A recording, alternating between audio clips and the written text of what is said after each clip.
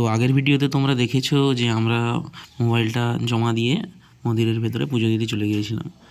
তো প্রায় কিছুক্ষণ ধরে পুজো চলার পর আমরা ভাবলাম একটু বাইরের দিকটা ঘুরিয়ে দেখা যাক, আর গঙ্গা বালির বীজটাও এখান থেকে খুব একটা দেখা যায়, তো গঙ্গাটাও একটু ঘুরে দেখবো আর বাকি চারদিকটাও একটু সাইড ভিজিটটা করে নেব।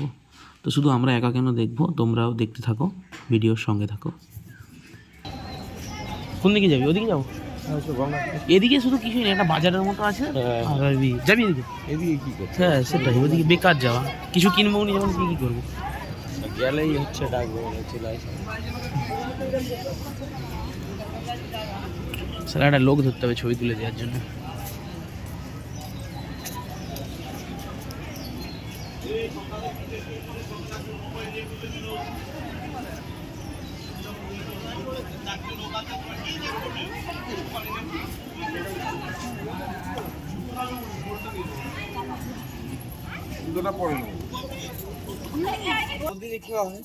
পানি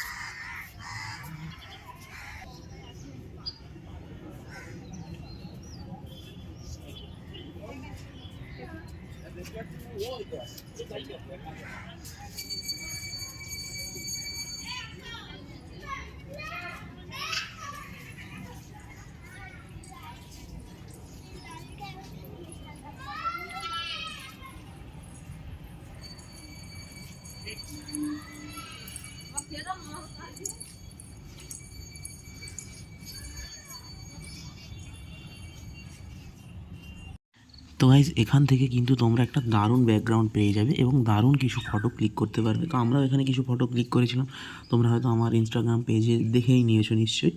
তো এখানে গঙ্গার ঘাট, আর এখান থেকে মন্দিরটাও বেশ ভালো দেখা যাচ্ছে, ঠিক আছে। মন্দিরের চূড়াটা একদম খুব সুন্দর দেখা যাচ্ছে, আর এখানে বালির ব্রিজটা আর গঙ্গার ঘাট।